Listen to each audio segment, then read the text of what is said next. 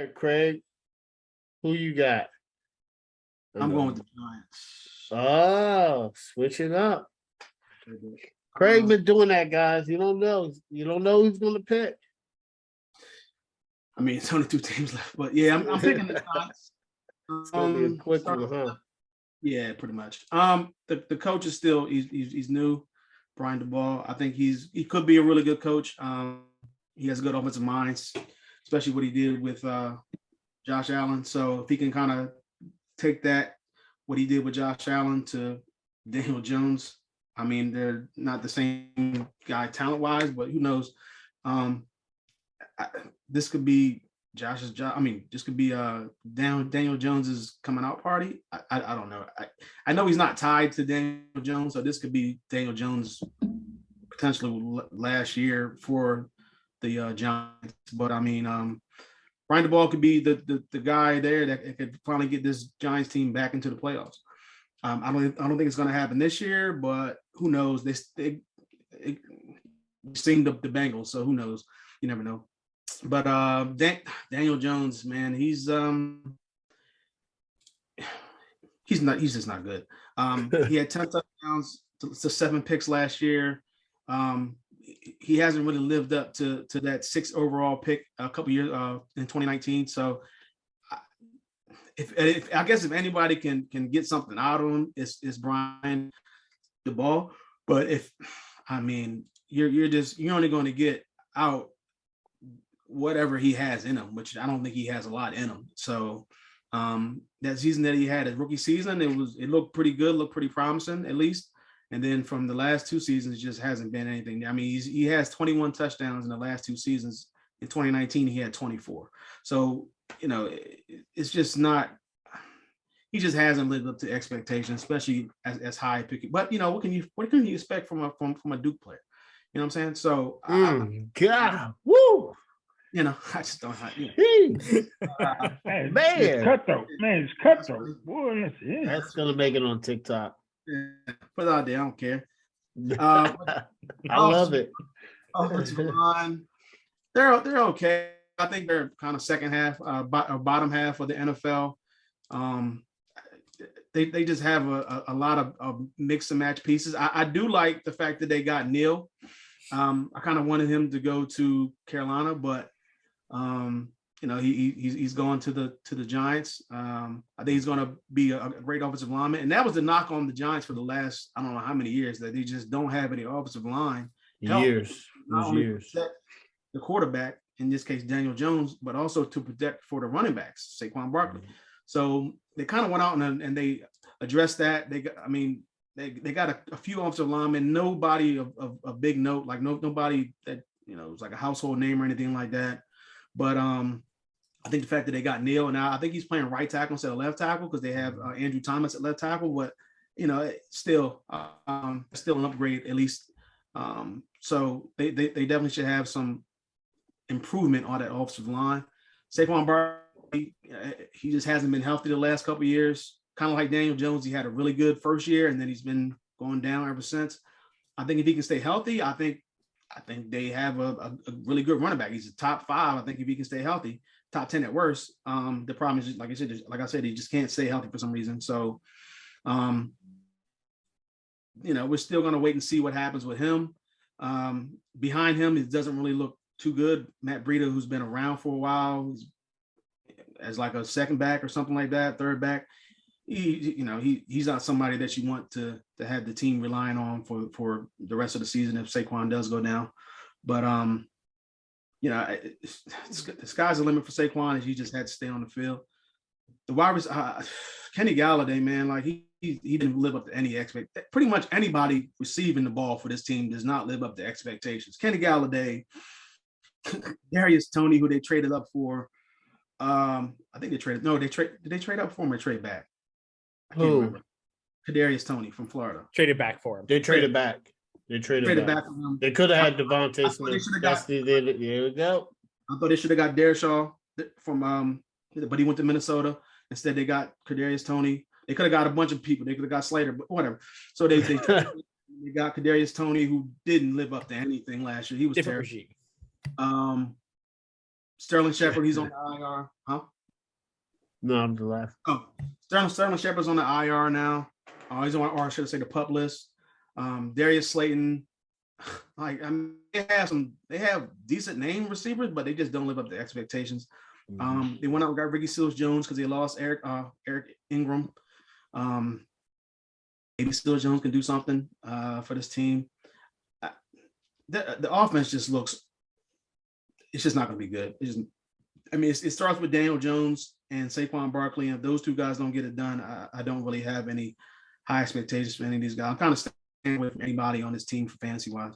On the defensive side, the defensive line looks promising, like especially the front three. I mean, they have Dexter Lawrence, Leonard Williams. Obviously, they went out and got Thibodeau in the draft. Aziz, I don't know how to pronounce his last name, but he's on the Ojulari. Yeah, there you go. He's on that defensive line as well. So I mean, they have some that if they can get pressure on the quarterback, I think this could be a surprise top 10 front three, front four. I think they play 3-4, front three. So I think they could really make some noise with these 3 or 4 guys. I think Blake Martinez, if he can come back, he was injured last year. So in the linebackers with the linebackers, if he can come back this year and have a solid season, I think he could lead that linebacker group. As far as the secondary goes, Dory Jackson, they lost Bradbury, which you mentioned earlier. They still have Xavier McKinney. So I don't really have any high expectations for this secondary group. It's unfortunate that they couldn't re-sign Bradbury. I think he could have made a difference for this group. But be it as it may, like I said, it just starts with Daniel Jones and Saquon Barkley. Those are the 2 key guys. If they can get the ball wrong, they stay healthy. Daniel Jones can make plays like he did in his rookie season, and Saquon Barkley the same way. I think they could surprise some people. I actually kind of liked them last year before the season started, and then it just went downhill. But this year, they're not going to fool me again. So I'm picking 6 and 11. It's better than what they had last year. They won 4 games last year, so it's a little bit more of an improvement, but they're still ways away. I think this could be Jones's last year quarterback for the Giants. All right, Corey, what you got the New York Football Giants? When it comes to the Giants, coaching wise, for me, TBD. First time head coach, we'll see. Offensively, I think the entire focus of this team this season is letting Brian Double work with Daniel Jones and see whether or not they're drafting a quarterback next year. I like their draft last year. I think getting Evan Neal along with signing Mark Lewinsky, who is a solid guard in the NFL. I think they will lock up the right side of that line. They should get a lot better offensive line play this year than they have the last few years. They've got talent at the skill positions, but it's just a matter of getting people on the field. Kadarius Toney was a very questionable pick on numerous grounds. Then Rondale Robinson from Kentucky was weird because it seemed like another Kadarius Toney. We'll see who all they can get onto the field. Kenny Galladay is talking like he's healthy and ready to go this year. We'll see if he can produce anything after getting a boatload of money last year. I've heard Darius Slayton's name come up as a potential trade piece before cutdowns this year. Honestly, I'd love to see Indy make a run at him for a late round pick if he's available. It's another guy that's got talent. And, you can keep him on the field. I think you can get some production out of him. But this offense is just it's going to come down to Daniel Jones and whether or not we have to see Tyrod Taylor at any point this season. Defensively, I really like the draft pick in Thibodeau. I think him opposite Aziz Ojulari has a lot of potential for them. 2 young, talented edge rushers. I don't know how good that back end's going to be for them, as Craig kind of touched on. And I think combining the questionable talent with the high potential for the offense to be putting their defense into bad spots, I think that could be a combination for a rough season. Overall, I do think the Giants moved in the right direction this offseason with the GM and coach move. Had a good draft. I know for them, the hope is Dable can do similar work as he pulled off with Josh Allen. As mentioned, the talent level nowhere near comparable, but I think the Giants are in a similar spot as the Lions were last year, in that wins do not matter. You're looking to see if the head coach can win over the locker room and if the team can at least make progress and look competitive. I don't expect much from them this year. I think they could easily end up going 4-13 again, but it could be a very different 4-win season from last year. All right. The New York Football Giants. I do agree with both of you. The head coach, it's his first season, but Brian Daboll, I like the hire because of this. If the league is trending offense, you want to go offensive minded coach. He goes to Josh Allen. He was creative in his play calling. So I like that he's also been an assistant for a while and worked his way up. So I like the hire. So let's see if he can. I mean, this year's agree with Corey, like the Lions last year. Kind of give him a pass. He's a first-year head coach. I know Bo might want to fire him, but I give him a year. So so Daniel Jones. I mean, this is the end of the line. Not to say that. I mean, I don't think as a starter, I don't know. I think they've given him as much chances as one quarterback can get. I don't even think his job has ever been up for grabs. I think they've been like, we're gonna, he's gonna play the whole 5 years. Yeah. Yeah. So I mean, they've had a lot of high draft picks. Everybody stopped with that. I can say it now, and it's weird that his nickname was Danny Dimes off one good game against Tampa, and he's never produced after that. The media is quick to give nicknames out. Really, just so quickly. Danny Dimes. And I haven't heard that name in a long time. But, Because he's in New York. That's probably, I agree with that. So maybe he puts it together this year, but so far in camp, that hasn't been the case. But I think they're taking the right approach. Like, listen, we got offensive minded head coach. Let's see what we got. You got a 1-year audition. If they go to the playoffs this year, Daniel Jones is safe. You get paid. I don't know if it's Kyler Murray money, but But if you don't go to the playoffs, we'll split. Which is fair. He's been given an opportunity, a fair shot, which is it's hard to say for a lot of quarterbacks. They've had a lot of patience with him. Saquon Barkley had a lot of patience with him as well. He has so much potential. I just hope he stays healthy and balls out. But it's always something. It's always an injury, and it's hard for running backs. Their shelf life is already so small, man, so short. For NFL running backs because they're on the field and they touch the ball a lot. And when they're not touching the ball, they're blocking. When they're not blocking, they're catching passes and running up the field. It's one of those positions that, it's a grueling position. So I hope he stays healthy and balls out.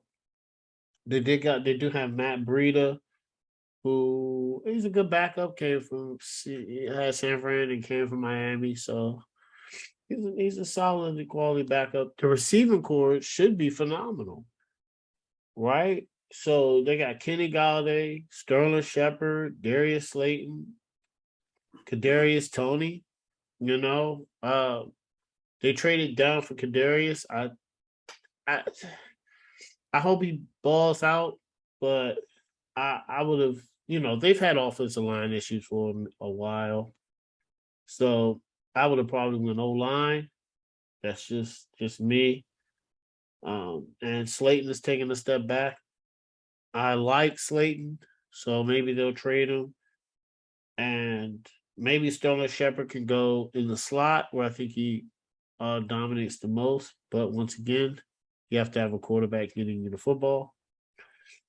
Tight end, I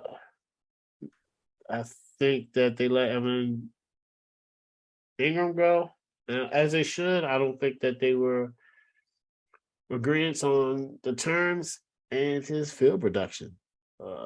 He's one of those guys that they've given a lot of time to, and I think they're starting to realize that they need to be in rebuild mode. The offensive line is getting better. Finally, that's one thing. They did not support Daniel Jones as O-line. They got Andrew Thomas and they got Evan Neal, who's the first pick. So hopefully, we'll see how the middle of the line holds up. Sometimes the middle line is just as important as the tackles, because if you get a good pass rush up the middle, it's hard for it's going to be hard for a quarterback. The defense, listen, their defense is I really like their defense. Dexter Lawrence and Leonard Williams, great for the 3-4. Olajari, like Craig said, had potential last year, showed a lot of flashes. Most times when you see somebody show flashes at the end of the year, now you just hope for consistency for this year. And then I think Thibodeau is going to be an outstanding star. I think he's going to be a star in this league, and I think it was a great pick. The linebacker, they're okay. I like Blake Martinez. He's solid, gets a lot of tackles, came from Green Bay. Was good last year. Of the corners, Aaron Robinson, he's been making some good plays in camp, but we got to see how that translates to games during the season, because that's what it's about, right? And then they have Xavier McKinney, who's a vet, so he's pretty good free safety. And then they have Adoree Jackson. Sometimes when teams let you go, it's either the system or they don't like what they see. Could be a contract issue. So I did like Adoree Jackson when he was at Tennessee. So I think they got some good pickups. I still don't know why they let James Bradbury go. Maybe they saw something in Aaron Robinson. I don't think he's a better corner than James Bradbury. That's just me. Maybe they saw something that we haven't. We'll see. So my overall prediction is they're gonna be bad. I think it's gonna be like the Lions last year. They're just gonna expect to have the second pick in an upcoming draft. I don't think they're looking to go to the playoffs. I know you say that for we're not tanking, but they're evaluating all the talent on their team at this point in time, and to see who they're going to keep over, and to see who they're rebuilding with, because they're in full rebuild mode. The only pieces that are probably safe, probably Dexter Lawrence, Leonard Williams, Thibodeau, and Evan Neal. Well, no, I'm sorry. Probably Thibodeau and Evan Neal for real, because they got a new GM as well. So everybody is playing for a job. So I think this year's straight up player evaluation. We're going to implement this system. Let's see how you play. We don't care about winning and losing. We want to. Let's see. Everybody cares about winning and losing. But if I'm the owner, I want to see who's going to give me maximum effort. And if they don't, they have to go. And then we're going to bring in people here that want to win. And that's what they're leaning towards. So my prediction for them is 4-13. All right, Mo, New York Giants. Love the hire. I love the hire. I love the hire. I think it's going to bring stability. But the question is now is as a head coach, Daniel Jones won't be there next year. If he's there, he'll be a backup. He's not going to be there next year. So it's a lot of issues there, and you bring him in, but as a head coach, I hope they give him the time to give him a fair shot because it's a lot of uproar there. I love the defense more than the offense. The defense has a lot of young players. The offense is a mess. Saquon Barkley is, of course, the best player there once he's healthy. Receiver-wise, there's nobody there that scares me. There's not a receiver at New York Giants that scares me. Well, I'm like, oh, we got to worry about him. I see them maybe winning 5 games. Once again, I repeat what I said a couple of weeks ago. We played them twice in a 3-week span. I think we got a bye week in between. If they sweep us, Ron Verdi be fired immediately. Ain't no finishing seat. No. The Giants is that bad. The Giants is that bad. If we lose twice to them before, and you got a bye in between, and you lose, yeah, okay. No. All right. No. I'm sorry. The Giants that bad. Yeah, the Giants are that bad. There's no way you lose to them twice in a 3-week span with a bye week in between. No. Somebody gotta go. I don't care if it ain't Ron Rivera. Then Dave Snyder needs to step down. Then the coordinator, defense coordinator, somebody needs to step down. The Giants are terrible. There's no way. There's just no way. I don't care about turnovers. I don't care about Carson Wentz go out there and look like a retard. I don't care. There's no way you could lose 2 times in 3 weeks to them. With a bye week in between to prepare for it. No, that's no excuse. There's no excuse there. Not twice. I understand, everything happens. We can lose to once, but we lose to them twice. Ron Rivera needs to go ahead and resign. Somebody needs to go. Buy somebody. Just start over. I don't give a damn. There's a quarterback coach, running back coach call plays for the next season. Somebody got to roll.